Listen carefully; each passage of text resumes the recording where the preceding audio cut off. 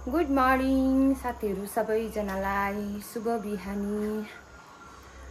र आज चाहिँ म छतमा पानी हाल्न आएको फुलमा हो।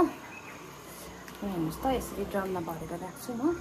ड्रमको पानी भरेर चाहिँ दुधु दिनमा उगाउँदै हाल्छु। अहिलेको लागि चाहिँ म यहाँ रेडी गरिसकेको छु पानी। आज चाहिँ बेबुको स्कुल छुट्टी छ र म आरामले काम गर्दैछु साथीहरु। दुधु दिनमा हालिदिन्छु नि त यहाँ पानी। एकदमै घामले सुक्खा हुन्छ हो, भिगाउनु पर्यो नि पानी।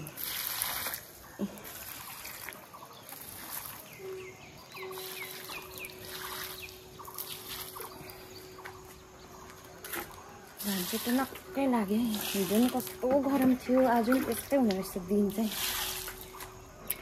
तपाईहरुकोतिर के कस्तो छ साथीहरु? राम्रै होला दिनहरु, वेदर राम्रै होला है। घाम लागिरहेको होला चारैपट्टि।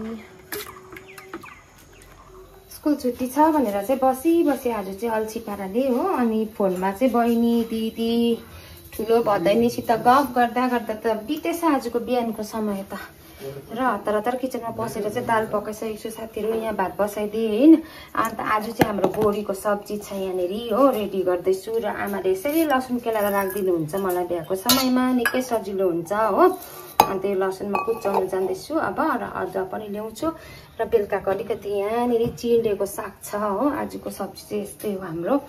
अनि 9 बज्नु आँटेछ, भट्टाभट्टी पकाउँदैछु साथीहरु म चाहिँ खाना ल। अब यहाँ अलिकति आफ्नो लागि चिया पनि बनाएको छ। र चिया चाहिँ सुरुप पिउँदै सब्जी बनाउने हो। यहाँ हेर्नुहोस् है, अब म अदुवा रोप्नु बारीमा आइरहेको छु हो। अस्ति चाहिँ हामीले मकै मात्रै छर्नु भ्यायो, अदुवा रोप्नु चाहिँ भ्याएन हैन। आमा झाडु खाल्नु हुँदैछ। अब म चाहिँ यसलाई खन्छु अनि यहाँ ड्याङ बनाउँछु। अदुवा रेडी छ हो, यहाँ रोप्नु पर्यो भनेर अस्ति मैले भनिसकेको थिएँ। बाबाले योहरू नि काटिदिनु भएको छ, यता आएको हाँगाहरू सबै। अब चाहिँ म खन्नुको लागि रेडी छु। अनि मैले करेला रोपेको छु, देखाउँछु ल तपाईहरुलाई। करेला रोपेको ठाउँ देखाउँछु है। तिते करेला मिठो लाग्छ हो। सबै बटुलेर चाहिँ नि यहाँ रोपेको छु। यो चाहिँ करेला रोपेको मैले पानी पनि हालिदिएको छु, थाङ्ग्रा नि लगाएको छु। हेर्नुहोस् त,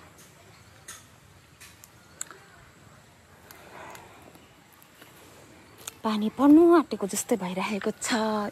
गडाङ गुडुङ हुँदैछ यहाँ चाहिँ हो। अब रोप्नु दिने हो कि होइन, रेडी चाहिँ पार्दैछ झाडु खालेर। यहाँ चाहिँ डल्ले खोर्सानी छ नि त पहिलाको, हरियो भएर आएको छ। यो चाहिँ फामफल हो। यो काटौँ भनेको बाबा र आमाले दिनु हुँदैन यो काट्नु मलाई। ठुलो भयो भने चाहिँ पछि यो बारी यो गरालाई नि ढाकिदिन्छ। यो डल्ले खोर्सानी छ। उतालाई चाहिँ अर्को त्यो बजारमा पाउँछ नि लामो लामो खोर्सानी, त्यो छ। फलिरहेको छ उफ त्यहाँनेरि। यहाँ हेर्नुहोस् त खोर्सानी फलेको।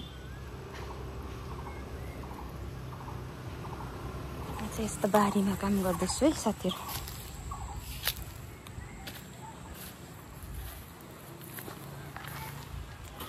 फाइनली साथीहरु थाके पुरा अदुवा रोपिसक्यो। हेर्नुहोस्, बाफ्रे मरे गरमले। लु अदुवा हामीले रोपिसक्यौँ यो पालिको। हेर्नुहोस् यहाँनेरि एकदम भर्खर सकेर हात हेर्नुहोस् कस्तो छ गति।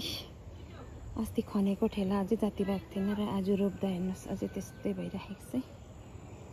अब उम्रेपछि देखाउँला तपाईहरुलाई साथीहरु यो अदुवा चाहिँ हुन्छ।